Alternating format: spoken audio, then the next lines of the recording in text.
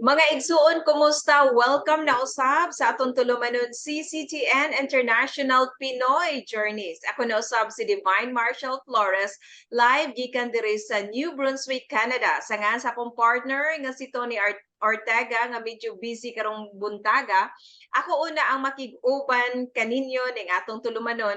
But this morning sa atong program, dili ta mingaw tungod kay another Filipino nga ni-exile abroad ang atong i-feature or atong hinabion karong buntaga kung giunsa nila pag-excel, no?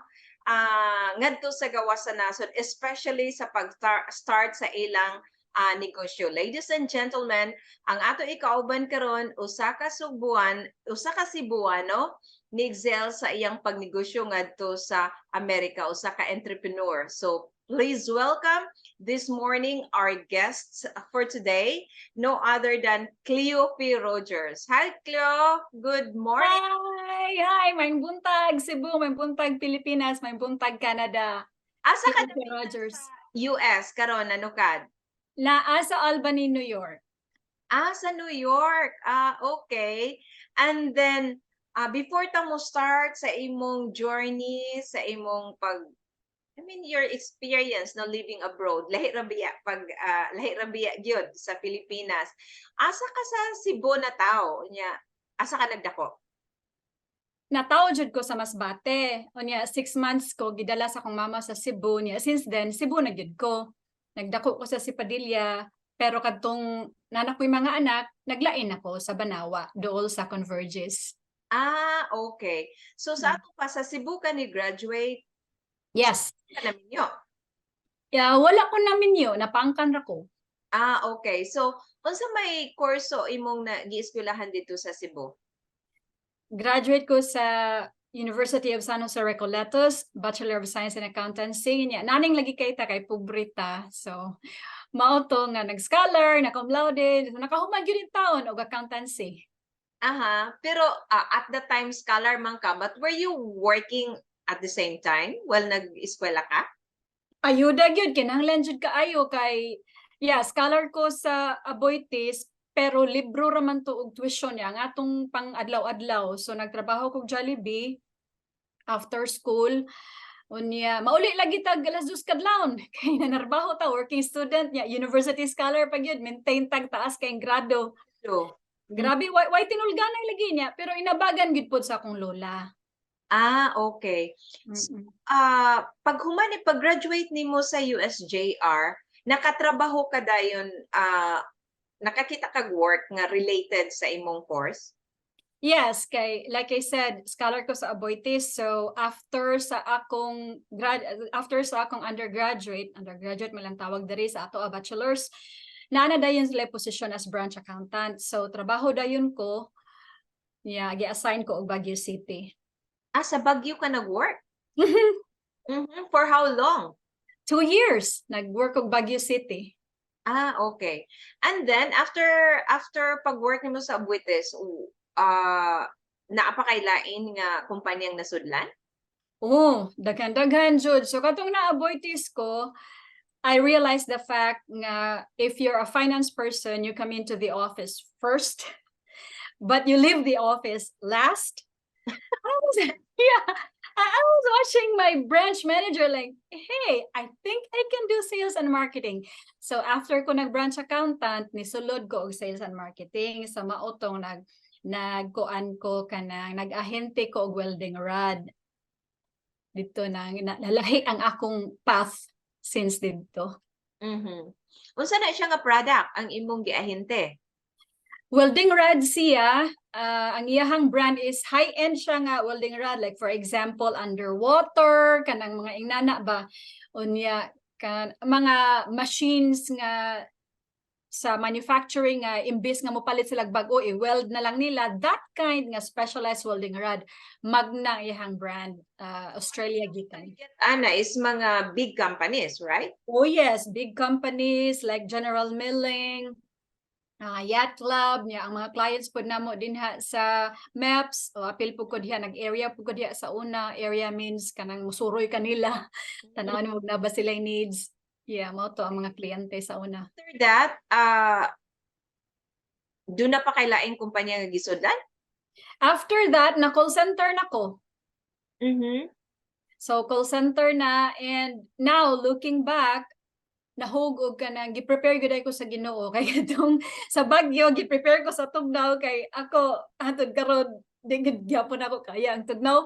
Unya ang sa call center gi-prepare ko for speaking and for being able to think on my feet kay we do twice as much than the native English speakers because we have to translate, then we speak, translate again and speak. Sila diretso na lang. Oh, So, correct. ang call center, naka-prepare na ko, unya, nakasulay pugkog, as a single mother, masulayan, magyunimutanan siguro, nakasulay pugkog negosyo, o kanang luto-luto, baon na po akong naabtan nga rin, na-translate ragid po siya, nga nakaluto-luto ko. Okay. So unsay hitabo nganong nilarga ka, was it your dream to go to US? Because ang uban man gud is their dream since childhood, American dream. Was it your dream nga That's most a very good question, Attorney Divine. The answer is no. Big no. Akong best friends pag college, upat mi kabuok, we vowed nga we're not gonna leave the country because we noticed nga nagkuan na bitaw ta, nag-drain na ta sa mga bright nga mga tao, mga engineers, mga doctors, mga nurses, ni leave na sa country. So we had a vow nga we're not gonna leave the country. Kunya sa among upat, ako lang ang naka-abroad. I never dreamed. As a matter of fact, I already gave up on finding a husband. Like I said, I was a single mother. But then God made a way. Someone else connected my husband, then somebody, a stranger, to my path, and the rest is history.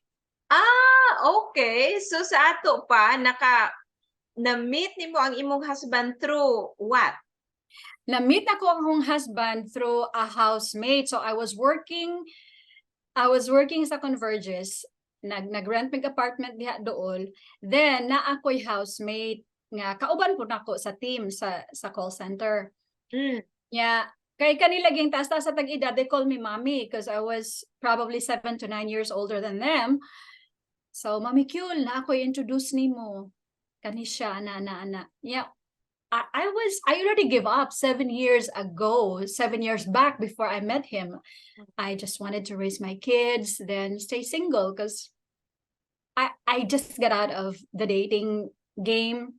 I said that there's no one there for me. Then it turned out that our faith values and our family values match.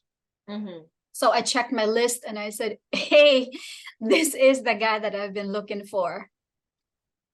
So how did you communicate at the time? Yahoo Messenger. Yahoo Messenger kasi wala pa tayo kuan before, di ba? Wala pa Facebook. Wala pa Facebook, Friendster pa to siya. Friendster, Yahoo Messenger, kadto, Yahoo Chat. Unsa to nga year? I met him 2007. July of 2007. And then he came to Cebu?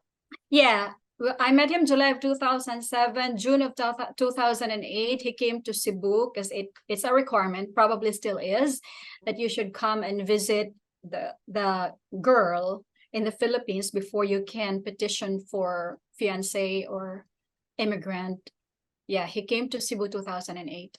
Okay, so what was your impression when you first met him? Because sometimes lahi ang communication lang through Yahoo Messenger at that time, lahi sad sa personal. So in your it was no different. Online and in person, it really was no different. He's the real deal afam in person. So yeah, it went well for me and the kids and my family. How many kids do you have? I have two. Yeah. Okay. Duha ra gyud gihapon, wala gyud siya napunan. Wala na pun Mga minor pa ang mga anak nimo that time.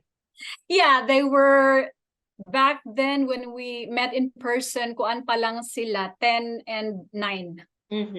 So pagbalik niya sa US, gipetition kaniya for fiancé visa. Yeah, gipetition ko niya as fiancé niya. Diretso na niyang giapil ang duha ka mga bata without me asking. Kay balo na siya nga, it matters to me. So nadala nimo ang mga bata? Diretso, oo. Kano saa ka naabot sa US?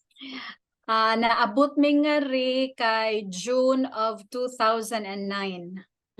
Okay. And I understand nga usa sa mga requirements sa fiancé visa, I think within 3 months. Yeah, 90 days magpakasal mo or muuli ka. Oo. Kung dili mo magkauyon. Pero ikaw wala gyud ka magduha-duha? Pakasal? Wala ko magduha-duha, oo. Aha. So imong gibiyaan ang imong career sa Cebu? Yes, gibiyaan ako niya. I started all over again here, balik at minimum pay. Yan ana gyud kag call center no nga 3 times or 4 times sa minimum. Nya abot diri ma minimum ka. But God is still good. That time buhi pa ang akong mother-in-law, so nahog ra gyapon double income me. Okay. So diha sa amin niya. So ang imong mga anak wala naglisod og adjust from Cebu to US, especially sa ilang pag-eskwela. Kumusta man ang pag-adjust sa imong mga bata? To say the least, ang akong youngest nag-co-honor siya, nag-ESL siya, na siya ESL teacher for 6 months raman niya. Dali raman siya nakakaton dayon og kuan in English. Then after that, okay na sila. Wala sila galisod, in other words. Mas dali maka-adapt ang mga bata, no? I think so. Oo. What about sa weather? Oh, hangtod karon magyapon ko ka-adapt. Makarelate siguro ka kay Canada. Pare-pareha rata or if not worse din na ang snow ang tugnaw. Sila they had a blast. Dayon kay snow hala magkuan didto mag duwa sa snow niya. Ako in town tugnaw hangtod karon. Oo. So, pag abot mo sa US, what was your first job? Ang akong first job, nahog ra gyapon siya og customer support call center ra gihapon. I was handling mga cover checking or checking sa groceries, then gi-specialize ko nila sa checking on movies, mga covered movie check. So mag-send man na sila dito og kanang mo check how kung unsay impact sa ilahang commercial, unsay impact sa ilahang movie in total. So kami mo motali ana. So that was my first job. Okay. And then, kumusta ang imong pag-adjust sa, di ba lahi tag culture, especially imong husband nga American, kumusta man ang inyong pag-adjust sa atong culture, sa ilang attitude, sa atong attitude? Kataonan na siya kay first morning nako diri sa New York.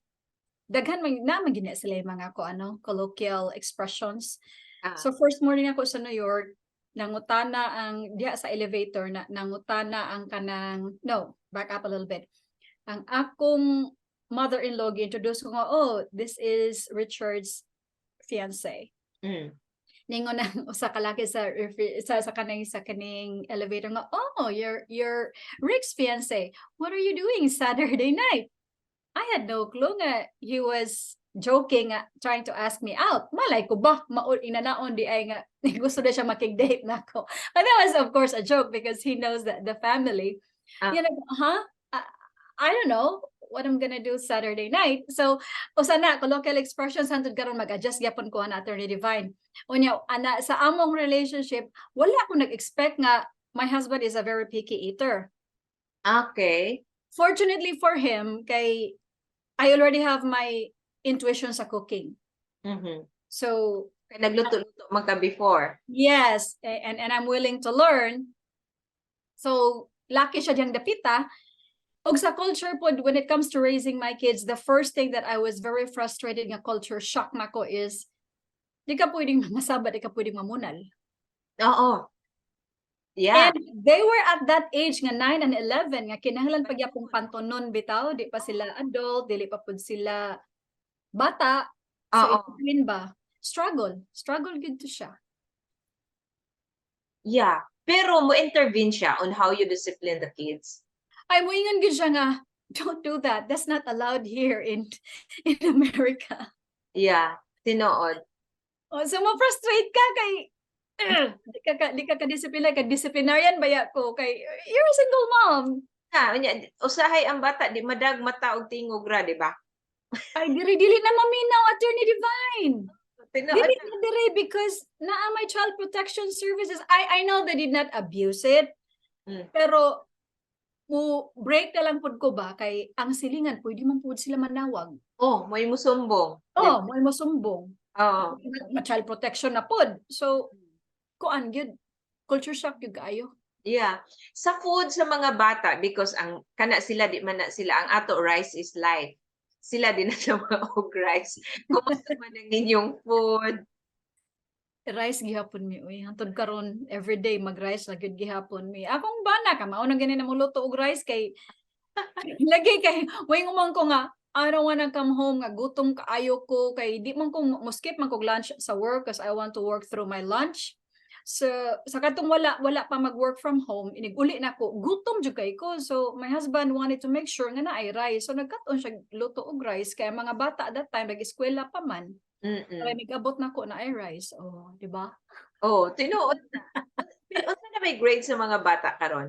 Dugo na sila, attorney. Uy, ang akong daughter, she has a life of her own and nasa Virginia. She's 25. Yeah. 25 na. Yeah. My son is still with us. He's 23. Okay. Nag-eskwela pa or tapos na? Wala na mag-eskwela. Human na. Human na. Nagtrabaho na. Wala ga trabaho. Ang akong anak bay nagtrabaho. Ang anak laki, wala. Okay. So siya mo'y tabang-tabang nimo. And then giunsa nimo pag-start ang imong business because you are working at the same time nihimo ka og negosyo. Please share to our televiewers kung unsa nga klase sa negosyo ay giunsa nimo pagpaila ang imong negosyo diha sa Amerika. It's quite a long story and I didn't expect nga mo land ko og cookbook writing bitaw. Mhm. Yeah, like I said, I already have my intuition sa cooking. So I learned making the food for my husband, which is generally Italian dishes. Mga desserts. Man is Italian American, He's not, pero ang iyahang favorite cuisine is Italian. pero he is American. American, yeah. Pero Italian food yang gusto. Italian nga food ang iyahang nadak-an manggod. Okay. And then So nagkat-on kog lutoan na. Then naamay mga potluck sa work. Di ka nilaging pinayta, kusog kita mga miga, no? So, mga miga na gani ko, magdala na kog kanang chocolate chip cookies, magdala na kog chocolate cake. Uy, ganahan din sila chocolate cake with peanut butter frosting. Nagkat-on pugog ka ng peanut butter frosting. Hangtod ko to, ganahan kay sila sa akong cakes, diha man ko una na ilhan sa office, nagitawag ko nila cake lady or cupcake lady. Nga mo order na sila nako. okay. Oh, so ni happen ra gyud siya organically bitaw. Then hangtod to nga mag-post ko sa akong page Phil-Am Treats sa Facebook. Phil-Am Treats siya because I know both Filipino ug American cooking and baking. Muna siyang angan Phil-Am Treats, so mag-post ka din ha. Yung mga friends mo mingon, uy, pwede mo order ko kanang birthday sa akong gani-gani, ani nga date, ingon ana. So na-happen lang siya organically until 2 years ago, I realized while I'm still of sound body and mind, I better start writing a cookbook because the time will come that I won't be around and my kids don't have family here. They're the only ones here. They might want to create their happy place and yet wala na ko. So they better know, although I already have trained them. Mag-competition magan sila, ko sige pag-compete mo og steak kasi mas lami og steak. We did that too for fun. Nag-compete po na sila pork baby back ribs kay those are their favorites, so I want them to know po niya. Kamao na po sila maghumba. Syempre humba Cebu, di ba? Yeah. Oh, so kamao po sila humba pero all the other stuff, I want to make sure that there's something. Then as I was just chatting on Facebook, making friends, no, aman po di ay Attorney Divine mga wala na ilahang maginikanan nga ni panaw na ba ilang ginikanan ilang lulog-lula niya di sila ka mamuluto kay diri na lagi gadak ko. So na-connected po ningko okay sige more reason for me to write a cookbook. Okay. Mo na diha na po ni abot ang cookbook which I think organically ra po siya nahitabo. Murag wala maplano ang tanan, no? It's just fall into place. Yeah, it's just falling into place. And when I sit down and reflect, I'm really made to do this. Mm-mm. Kay akong reason behind is I'm just excited to learn new cooking or new baking. Mm-mm. And when I talk to other people, I realize they don't have the same enthusiasm to figure out a recipe. And I can teach also others how to do this. Like my former staff sa trabaho never cooked before, but she picked steak. She wanted me to teach her how to make steak. So I taught her exactly murag baking akong tirada kay aron malami jud kay kita mo yung a little bit of salt, a bit. So akong gi-exact yun iyahanin ko, measure this by teaspoon, this and that. Mm-mm. Then turned out to be nga ang iyahang steak came out much better sa yang bana nasig pangutanaw, where did you learn this steak, how did you make this? I'm not telling you. Mm. So iyahan na, so there na-inspire lang pug ko nga, God, you have wired me for this. Yeah. So pila ka copies sa cookbook na ang imong na dispose so far? It's not a lot yet kay kana karon kuan pa man na siya, Attorney Divine. Booklet pa lang na siya kay ang cookbook jud mismo i-launch na mo plano September. Okay. I think na a little bit of delay, siguro October or November na siya. It's end of August now. I just don't think September will be possible. Mm-mm. Booklet lang nang gi-release karon, 100 copies lang na siya. Okay. So ang kana siya nga cookbook, it's not only Filipino recipes ang naangan to. It's a combination. This time kaning pamana Filipino recipes lang yun siya, na siya'y entree, na siya'y kakanin, na siya'y cake. So lahi na ay in one cookbook. Mm-mm. Ang next na kong project kay cookbook series man ni siya, Attorney Divine. Ang next na kong project is para na pud sa katong mga nai-afam o say pakaon nimo sa imong afam. Okay. Okay. O karon na kay afam, na minyo na ka na sa America, kumusta? Diba kay ikaw pakaon sa imong afam, no? Sige, diara o pamaana na food for the Americans. Ko ni happen na pud siya nga usa sa nipalit sa akong cookbook ni siya nga ate. Taga Cebu pud siya ate. Kanang di man ko ka muluto sa magpakaon sa akong bana. Ningon akong bana, pwede ba kuno Amerikano na pud nga cookbook imo ang imuon. Ningon sige, next project na siya. Ikaw na ang sunod. Kung maghimo ka cookbook, dili pwede nga ikaw mismo di ka maumuluto. Sa ato pa halos tanang putahi pwede ni mulutoon. Kanang tanan na sa kong cookbook giluto jud ko na. Yeah, correct. Giluto jud ko na. I've heard from some that they have ghost writers. Ni-struggle ko a little bit ana kay ningon akong consultant nga she can do as my ghost writer, and I said, this is my first cookbook, you know, like your first child, you want to be there for everything, every stage. I want to do everything. Lately lang ko ni-give up na, okay, sige, ikaw na copy edit kay I cannot do it all. Na ako'y full-time job, napa ko'y karinderya. Unya ako pag mo copy edit kay gusto man ako tanan kay first lagi nimo ba. Excited kaayo. So tanan nga naa diha nga recipe. Ako jud na mo nang I said to them nga, if you struggle, imyo naman gugo kung naa ko'y sayop din ha bitaw. Ay ako na sige gamit ana. So I tell them nga I'm here to support, just shoot me a message and I'll help you kung naay part nga dili kay klaro or kinahanglan ka mangutana kung unsay substitute ani, like for example kung humba unsay lain ako magamit kung di ko ganahan og meat. Suggest ko vegetables, gamit lang puso sa saging, pwede ra ka ana. Yes, kana tanan baking or cooking gihimo ko na. I don't know about others nga mag ghostwriter. Yeah, it's hard siguro nga maghimo kag recipe niya ikaw mismo wala ka try. Di ba? Murag lisod, di ko ka-imagine on my part, Attorney Divine. Result sa imong recipe, di ba? You mentioned nga naasad kay karinderya. So sa ato pa, aside adang imong pagtrabaho, naka-open pa ka og karinderya? O dili na siya physical nga karinderya, Attorney Divine. Karinderya chat na siya sa Facebook niya. Gitawag na siya karinderya kay it connects to my heartstrings. Ang akong mama sa una na ay karinderya sa Tabuan. Okay. Yeah, katuyahang sudan linyahan jud to medyo to siya mo timpla. So karinderya ang akong tawag ana kasi sa karinderya siya, tapos ang iya pong portion ning ginagmay ra pod. Mhm. Kay naa mang kasagaran ng good nga ri, mga family of 3 or 2 lang sila, or ang uban gani nurses sila nga sila ra gyud usa nagpuyo. So ang iyaha is small order lang kanang pang to go box bitaw. Aso sa ato pa, Ginagmay. order lang sila nimo. Yes, order lang sila. Pick upon. Pick up po nila. For most part mo ari sa balay pick up po nila.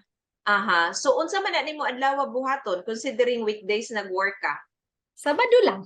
Sabado lang. Mm. At least walay mausay kay imo ra mang lutuon kung naay order, di ba? So usually mga naay birthday or naay mga okasyon, mo na time nga mo order sila. Kung naay okasyon, mo order gyud sila siguro at least 3 kaputahe. So maglisod na ko ana kay ako ra mang usa no. Moingon ako nga limited ra akong bandwidth sa karinderya ha sa mauni nga adlaw kay mo advance order man sila nga. For example, September 2 na mag-birthday. Mo na akong order kani. So moingon ako daan nila nga September 2 gamay ra kog bandwidth sa karinderya niya. Mag-release man kog menu inig ka Lunes nga mao ni atong menu ha. Para Sabado. So tell me kung kinsay mo order. Okay. So every Saturday naa kay mga order. Naa every Saturday. Okay. So ang imong rest day is Sunday. Rest day, Sunday, ligid-ligid day gyud na ako, Attorney Divine. Kayo ang imong life, kay ang imong mga anak manggod is dagko na, di ba? Wala na nag-eskwela. So looking back, wa kay regret nganong mianha ka US? I don't have any regret. I think sa akong mga experience, gi-prepare ko for this. Yeah. And as a testimony right now, I did not expect that I would meet you, mag-CCTN International, but God is faithful. He puts people in my path. Nga, I'm really wired for this.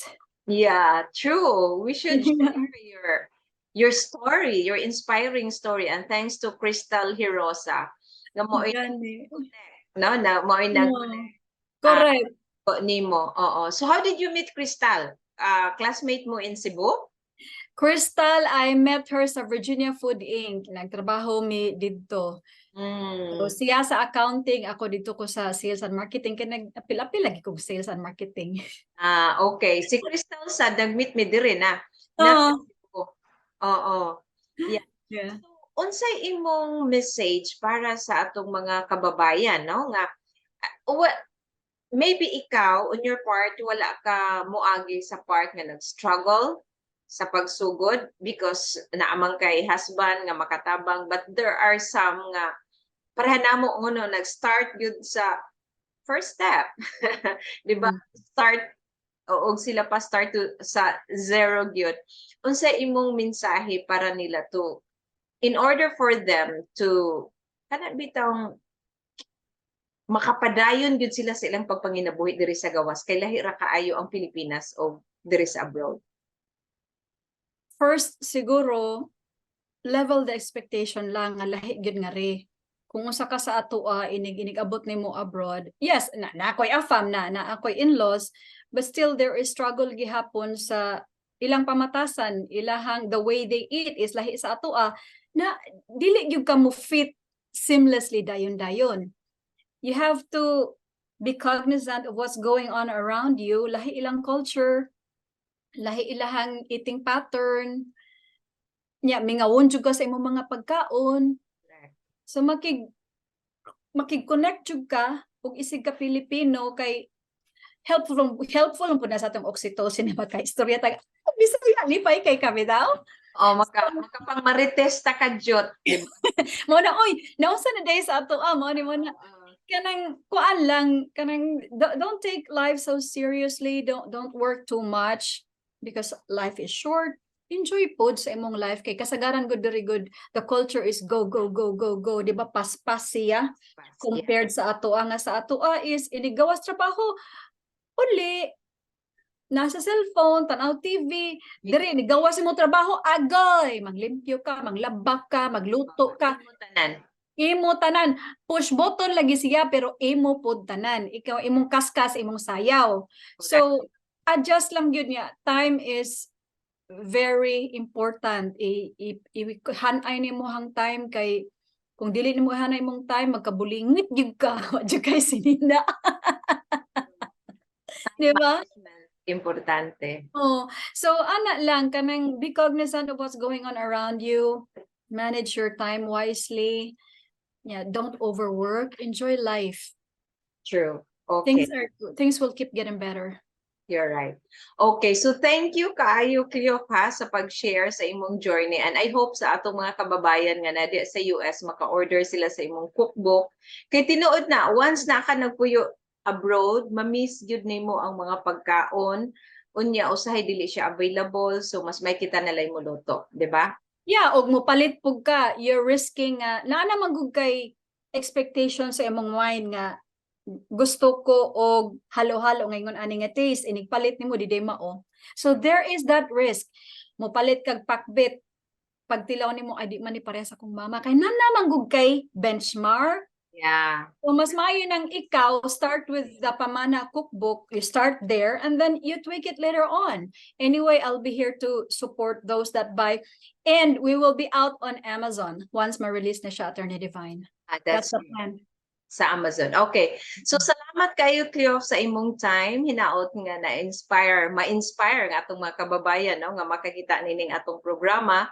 Diskarte ra gyud na pag naa ka sa abroad no. Sometimes malimtan nimo imong passion but siguro si Lord mangita siya way no nga sad gihapon kang i-lead ngadto sa unsay imong ganahan nga buhaton, and at the same time makatabang sad ka sa imong isig kaingon. Okay, so salamat kayo ni Cleophil Rogers live gikan sa New York. Of course, wala man igong oras ning atong tulumanon sa nga na lang sa akong partner nga si Tony Ortega. Ako si Divine Marshall Flores. Daghang salamat sa inyong pagpakig-uban. Amo mong inviteon sa sunod semana dinhi lang sa inyong paboritong tulumanon, CCTN International Pinoy Journeys. Have a nice day everyone. God bless. Thank you, Cleo. Thank you, Attorney Divine. God bless.